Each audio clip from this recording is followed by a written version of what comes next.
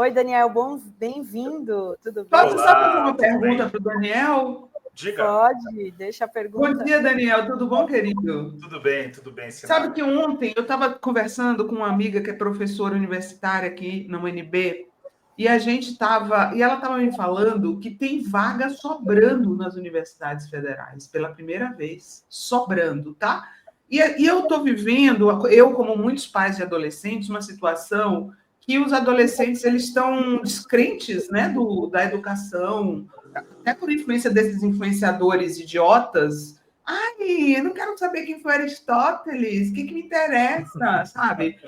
E aí, mas a gente ficou fazendo uma reflexão, viu, Daniel, que, na verdade, a universidade pública está precisando oferecer uns cursos diferentões, cara. São os mesmos cursos, sabe? Qual a explicação para a UNB não ter gastronomia? Não entendo, sabe? Para a pessoa fazer gastronomia aqui em Brasília, tem que ir para particular, sendo que muitos jovens gostariam de fazer gastronomia. Então, por que está tão engessado a oferta de cursos? Não é nem o currículo, a oferta de cursos na Universidade Federal está muito engessada, né? Tinha que ter umas coisas novas.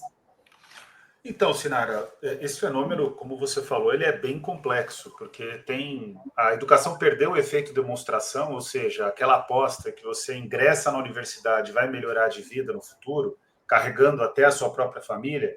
Isso vai deixando de acontecer no mundo todo, não só no Brasil. E aí se soma a isso esse movimento dos coaches mirins e dos coaches, enfim, de toda essa ideia de empreendedorismo, isso fragiliza ainda mais a importância da educação superior. E aí o que acontece? Esses cursos que você traz exigem uma mudança na lógica da universidade. Por exemplo, eu sou hoje do Conselho Universitário da USP. Se a gente ofertasse um curso de gastronomia, nós não teríamos professores com mestrado e doutorado em gastronomia suficientes para dar conta da demanda.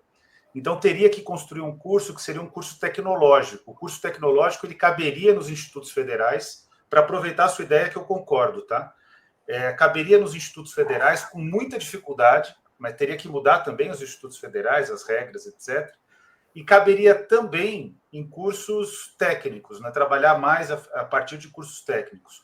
O problema é que o mercado de trabalho ele é tão saturado nessa área que vai exigir formação em curso de graduação. E aí, como as universidades privadas elas são mais, como eu posso dizer, permissivas, com objetivo de lucratividade, com um processo de formação, com exigência de formação dos professores, elas acabam tendo uma vantagem comparativa. Para não fugir da sua questão, eu acho que as universidades deveriam se adaptar para esses cursos. A gente deveria criar alternativas que permitissem a formulação desses cursos. O problema é que esse é quase que tocar numa vaca sagrada. Então, a gente vai ter uma dificuldade grande aí. Agora, eu concordo contigo, mas pena. A primeira... Ser atrativo, né, para a mulher. Claro, gente. Isso. Olha, eu sempre pego o exemplo... Já vou sair, tá? Não vou atrapalhar vocês, não. Eu sempre pego o exemplo da faculdade AMB Morumbi, né? Sim. Nossa, o leque da AMB Morumbi, gente, cobre design de games, aviação civil... Sei lá, eu acho que a universidade pública também deveria ter essas coisas. Tem um outro problema, vou falar sobre a área que é a minha área de formação como técnico, informática, né? E eu tentei trabalhar com games lá em 95, 96. O problema maior é que assim, o cara que de fato vai ser o chefe, no caso da indústria de games, é o cientista da computação, é o matemático, é o engenheiro. Então, o design de games aí já é diferente de gastronomia, porque é um curso que, na prática, ele não oferta alternativas para o mercado de trabalho. Agora, a gastronomia tem, mas é um mercado saturado. Então, é uma questão que a gente tem que ter coragem de debater com tranquilidade, tem que enfrentar as nossas vacas sagradas, enfim, ter coragem de pensar as questões. Agora, o problema que mais me preocupa, Sinara, é, de fato, o desinteresse pela universidade, que é crescente, aí, inclusive em relação a esses cursos. Isso me preocupa porque, no fundo, significa que os jovens brasileiros já não pensam no futuro. Eles acreditam que é possível viver alternativas de presente, sem planejamento, tentando ser influenciadores nas redes sociais. Então, isso que me preocupa mais. É muito, muito Nossa, preocupante. total, essa coisa da, né, os ídolos, né, os modelos, essa coisa das redes sociais, o cara vê o influenciador ganhando um monte de dinheiro, né, fazendo foto lá com carrão, consumindo, né, é muito terrível todo esse ciclo, né, que a gente está vendo. E você tem que... Tchau, Sinara. Tchau, um beijo, valeu, viu? Sinara. Tchau, tchau. Até mais tarde, hein, galera? Tchau. E até mais tarde no Brocol, 19 horas, Sinara ao vivo de novo. Mas vamos lá, Rovai.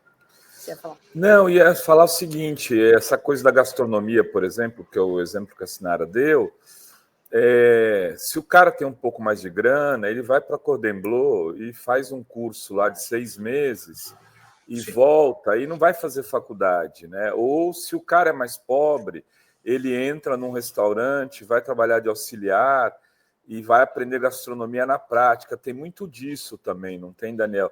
Nesses cursos, nessas formações todas, mesmo game, design de game, eu vejo, bom, por exemplo, na nossa área, publicidade, né? Publicidade é um curso que ele não tem regulamentação de mercado, que você precisa ser publicitário para exercer, que nem no jornalismo. Então, muita gente vai para a publicidade, faz num curso da universidade e sai do mercado ali, entra numa agência, vai estudando, tal, e tem essa imensidão de cursos hoje pela internet que permitem a pessoa ir estudando por conta. E muitos jovens têm feito essa opção, não tem, Daniel? Tem feito essa opção. Não, você tem total razão. Por exemplo, publicidade, né? Tem os cursos que ofertam mais até do que o próprio curso dedicado à profissão. Então, por exemplo, eu conheço vários publicitários que fizeram cursos de história, depois vão fazer uma pós-graduação em semiótica e depois uma pós-graduação em propaganda e marketing, normalmente com cursos de extensão nas universidades de fora do Brasil, nas próprias universidades brasileiras, e fazem uma composição de currículo. Em relação à culinária, eu acabei de receber uma mensagem aqui de uma pessoa da comunidade aqui da Fórum que está assistindo, falou, não, mas eu, por exemplo, até pedi para que colocasse no chat aqui. Ela falou, não, eu, por exemplo, fiz química e agora trabalho com culinária. Eu fiz exatamente esse caminho que o Rovai falou. Fiz um curso de especialização numa instituição de ensino internacional, e aí eu faço culinária, mas a partir do meu curso de química. Então, é uma formação interessante, né, Rovai? Porque significa que ela vai ter maior domínio sobre a composição dos alimentos, o que combina com o quê, quais são as mesclas. E aí tem toda aquela questão da culinária hoje, que ela precisa ser muito sensitiva. Então, ela prepara o prato com a mistura de cores e com elementos que geram, por exemplo, fumaça, etc., geram efeitos, né? O que eu estou querendo dizer com isso? Os caminhos, eu não sou tão favorável à regulamentação de profissões, minha única questão em defesa da regulamentação de profissões é a luta sindical, e essa eu respeito. Mas os caminhos para você construir uma carreira são muitos. O que não dá é para abdicar da educação superior. Acho que esse é o ponto fundamental da questão que a Sinara trouxe. Você pode, por exemplo, diplomatas. A maior aprovação numa determinada época no Instituto Rio Branco não eram de alunos das relações internacionais. Até porque é um curso recente, eram de alunos da história, da geografia e cada vez menos da área de direito e de economia. E, sinceramente, o Brasil tem um corpo diplomático que eu considero, comparando com outros países, muito bom e com muita capacidade técnica. Jornalistas. A minha ex-namorada, de muitos anos atrás, na época da faculdade, a Flávia Lima, chegou a ser ombudsman da Folha. Ela tinha um diploma na área de Direito e de Ciências Sociais, e se tornou jornalista. Então, você pode construir vários caminhos. O que não dá é para abdicar da educação superior. Eu acho que esse é o recado principal aqui da nossa conversa.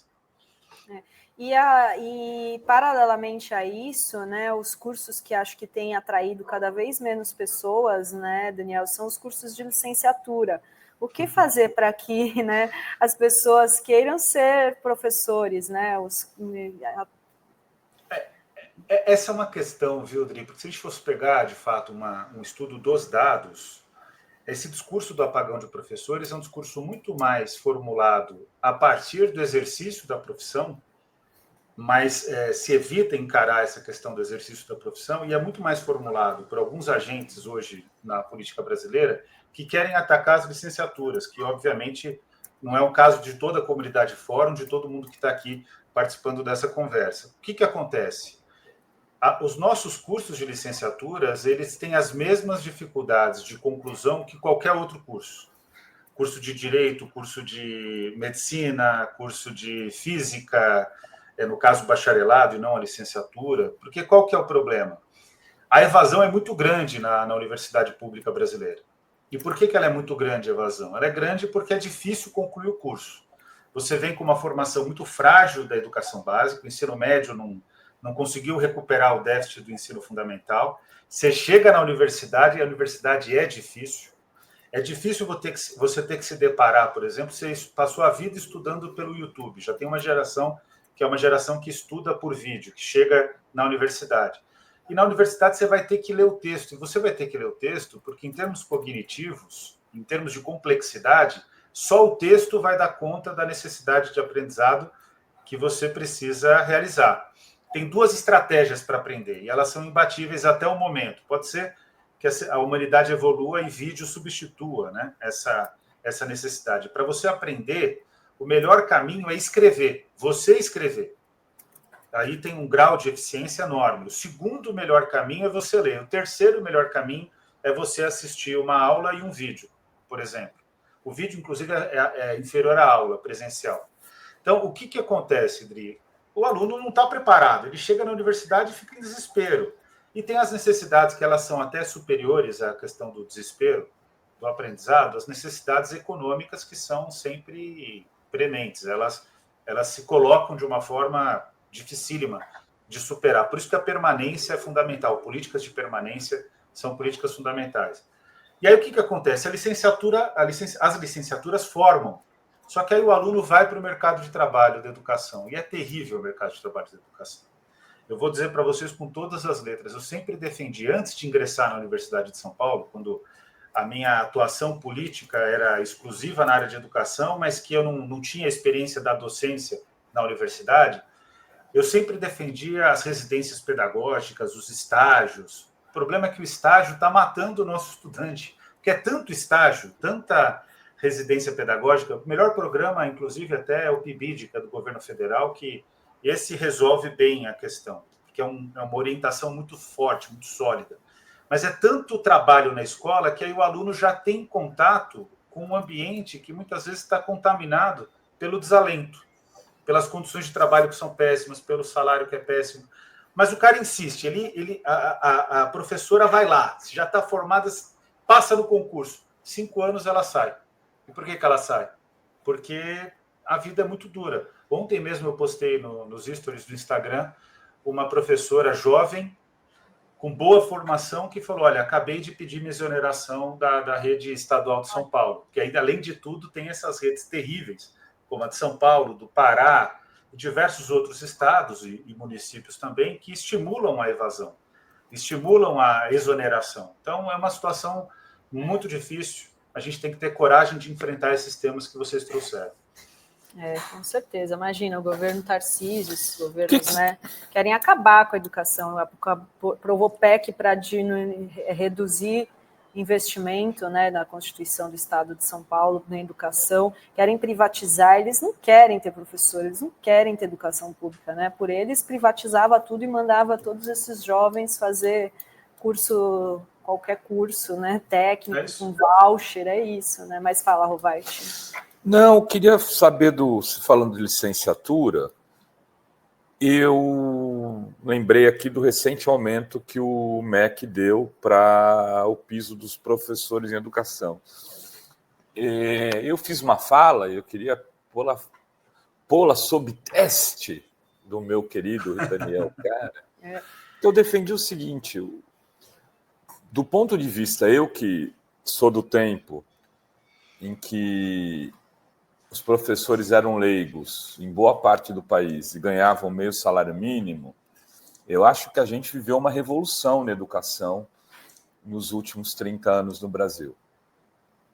né? Falar que um professor que ganha quase R$5.000, 4.800 e pouco por mês, e dá aula em Araripe, que dá aula em Gonçalves, não recebe um bom salário, não é verdade. Né?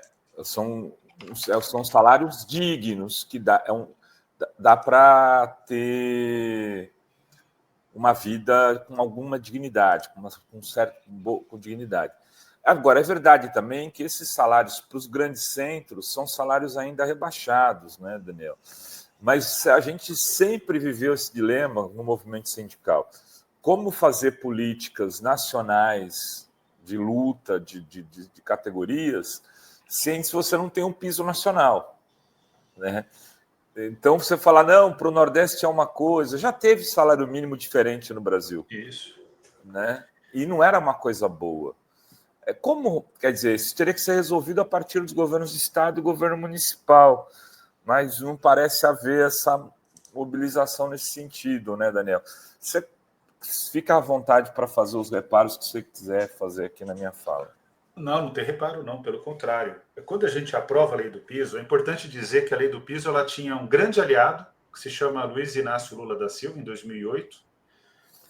Depois a gente tem que enfrentar o questionamento de governadores, inclusive governadores progressistas, no Supremo Tribunal Federal, e a gente vence no Supremo Tribunal Federal. Na época, a peça, o julgamento, o relator, é de responsabilidade do ex-ministro Joaquim Barbosa, que acertou nessa causa, errou em diversas outras, acertou em algumas outras, enfim. Mas no caso da valorização dos professores, ele teve uma atitude muito, muito firme.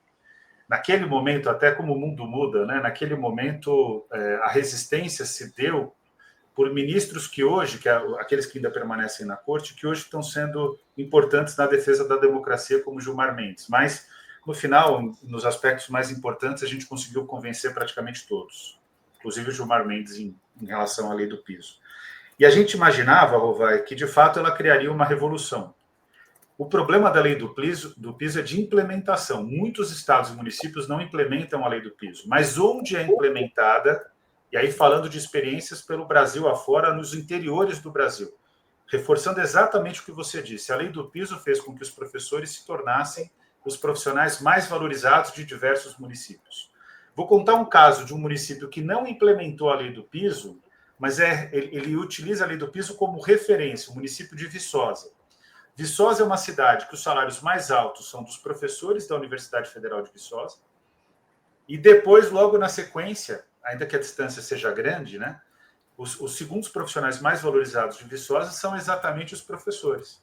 Então, é interessante observar que é uma cidade universitária que eu estou dando esse exemplo para mostrar que, mesmo numa cidade que tem uma grande universidade, que é uma referência na questão da agricultura, da pecuária, da agronomia, enfim, uma referência científica brasileira, mesmo na Universidade Federal de Viçosa, precisou, e na cidade de Viçosa, precisou da lei do piso para, de fato, criar uma situação em que os professores fossem valorizados. Agora, você trouxe o tema.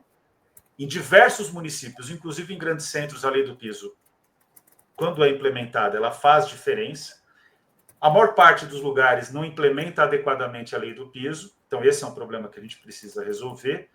E em grandes cidades, aí as 100 maiores do Brasil, com custo de vida altíssimo, a lei do piso é insuficiente. Ainda assim, ela é uma conquista. Então, é só para mostrar a complexidade. Eu só faria um reparo na sua fala, porque aí é por uma questão de quem lutou pela lei do piso. O Lula era o nosso aliado, muitos ministros eram contrários na época. Aí a gente conseguiu articulação direta com o Palácio do Planalto, e depois também na defesa do Supremo Tribunal Federal, o Palácio do Planalto, liderado pelo presidente Lula, também atua em favor da lei do piso, indo contra a área econômica do governo na época. É importante dizer isso. Mas o que é importante frisar desse processo da lei do piso? Ela é uma lei. E como uma lei, a iniciativa do Camilo Santana foi a mesma iniciativa do governo Bolsonaro. Eles simplesmente fazem a norma, eles só assinam aquilo que a gente já programou. Isso não é demérito para o governo Lula, isso é mérito da sociedade brasileira. A gente conseguiu fazer com que qualquer ministro de qualquer governo seja obrigado a dar o reajuste do piso segundo a fórmula que está sendo implementada. E existe um movimento fortíssimo do Centrão para quebrar com isso, Rovai. E esse ano essa questão vai tramitar. E o piso só sobreviveu, e aqui eu vou fazer um reconhecimento, eu sei que ela está enfrentando muitas dificuldades no Rio Grande do Norte, ele só sobreviveu como lei graças a uma deputada federal, na época, chamada Fátima Bezerra, que depois foi senadora, hoje é governadora do Rio Grande do Norte, que sozinha enfrentou 512 deputados federais, porque mesmo na base do governo, existiu uma pressão na mudança já para o governo Dilma, estou falando aí de 2012, 2013, existe uma pressão para mudar a lei do piso. E a Fátima sozinha matou no peito, constrangeu companheiros de partido, inclusive parlamentares que na época exerciam o mandato do PSOL. Então, de todo o espectro partidário, ela sozinha começou a criticar a tentativa de colocar uma votação para mudar a lei do piso e ganhou. Então, Fátima, como educador, sempre vou te reconhecer e te agradecer pela tua luta no Congresso Nacional. É fundamental a história da Fátima Bezerra. Tem uma pergunta aqui, da Miriam. Ela diz: o governo vai fazer algo para que os governadores e prefeitos paguem o piso? Por que só existe reajuste no papel? O salário morre com um imposto de renda, né? E aí você explicou tal, mas tem quem fiscaliza, né? Essa fiscalização realmente ocorre? Muitos não pagam, né? Então, o que acontece? O reajuste por parte do governo federal ele é obrigatório e aconteceu corretamente em qualquer governo, porque ai do ministro que não der o reajuste, né? Ele vai ter um problema agora maior, porque o piso está vinculado ao Fundeb e o Fundeb está na Constituição, no corpo permanente da Constituição. Então, não tem alternativa. Conquista nossa, né, da sociedade civil, que luta pelo direito à educação. Com especial, no caso da lei do piso, um especial protagonismo da CNTE, que é a Confederação Nacional dos Trabalhadores em Educação. Em relação a governadores e prefeitos, aí o que acontece? Na discussão do Supremo Tribunal Federal, não teve efeito vinculante pelo placar tanto o critério do conceito de piso, como também o critério da obrigatoriedade do reajuste nos entes subnacionais, governos estaduais e municipais. E aí acontece que é preciso ter uma pressão por parte vertical, por parte da União. Quando eu falo da União, não falo só de governo federal, falo também do Poder Judiciário, do Supremo Tribunal Federal, e falo também do Tribunal de Contas da União, do próprio Congresso Nacional, que tem que exigir a implementação da lei do piso. E aí é aquela história do deixa que eu deixo, né? Não exigem, aí os sindicatos têm que ir à justiça, os sindicatos estão enfraquecidos pela lei trabalhista, entra num limbo. O que ocorre? Aí a observação da nossa membro da comunidade, da nossa membro aqui da nossa comunidade da Fórum, ela traz a questão central. O imposto de renda também come o reajuste para muitos profissionais. E por que come? Porque a gente vai ter que lutar por isso, ainda não foi reajustada a tabela do imposto de renda. Se 5 mil for a referência, eu defendo 7.500, por exemplo. Mas se 5 mil for a referência, aí já os professores que recebem o piso não vão sofrer com um abatimento tão grande. Então, o caminho é esse. O caminho é um caminho de exigibilidade, a gente tem que ter força para exigir. A educação está muito enfraquecida, ela está no seu pior momento desde da Constituição de 88, é importante dizer. Não só a educação, outras áreas também, saúde, assistência social, mas principalmente a educação e assistência social estão no seu pior momento, e muito se deve ao comentário que a Adri fez, a análise que ela fez. De fato, nós temos hoje muitos atores públicos que atuam contra a educação. E eles estão particularmente localizados em estados e municípios muito relevantes para o debate nacional, como Rio Grande do Sul, São Paulo, Pará na região norte, Paraná, Rio de Janeiro. Então, a gente tem essa dificuldade também, que é uma dificuldade de contexto. Por isso que o Nordeste está indo melhor, porque existe uma cultura que você pode criticar as políticas no Nordeste, e cabem algumas críticas, mas existe uma cultura maior de valorização da educação nesse momento do que nas outras regiões e nos outros estados e municípios do Brasil. O Nordeste está à frente, é importante frisar essa questão. E tem também, vocês viram aquela fala do ex-presidente Jair Bolsonaro? Eu não leio, eu não vejo filmes, só vejo... É um culto, né? A anticultura, né? Anticonhecimento, né? Então tem parte aí da população que apoia esse ex-presidente que acho que comunga com esses valores, né? De que educação não serve para nada, de que livro não serve para nada, né? É uma disputa, né, Daniel, constante. E é importante tem a ver frisar... até com a...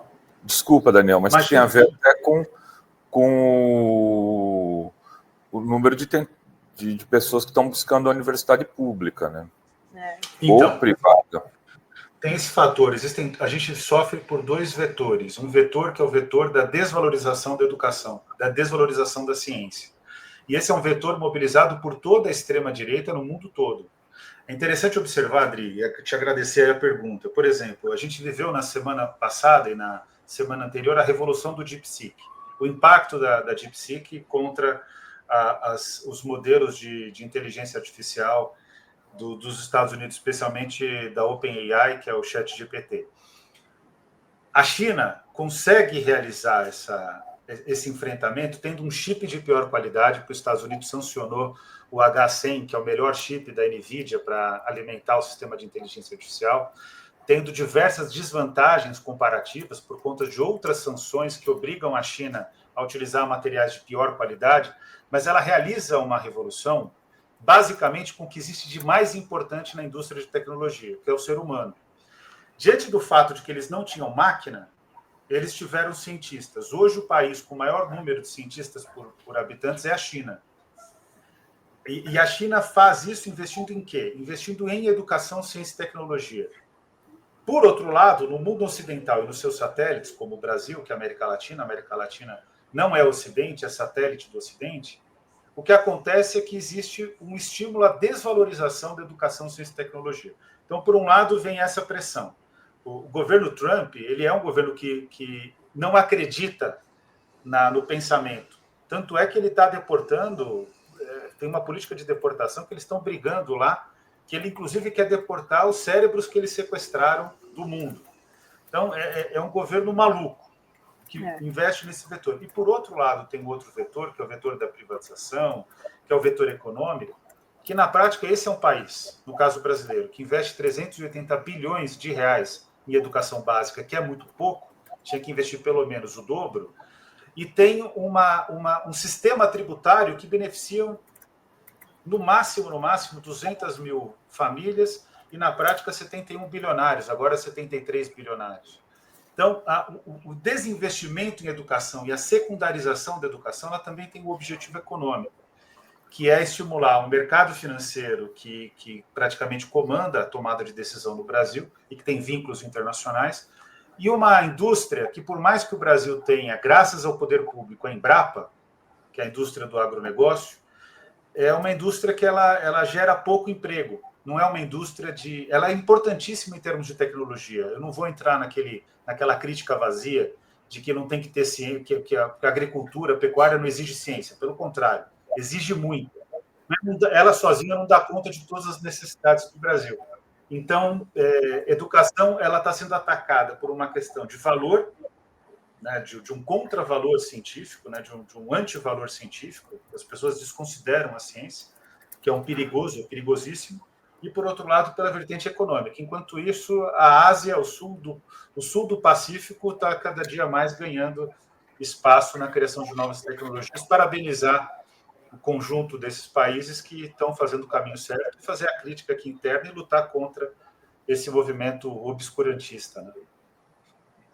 Muito bem. Eu queria também aproveitar aqui, a gente falou muito sobre essa questão sair um pouco da educação, fazer um pouco análise de conjuntura, Daniel.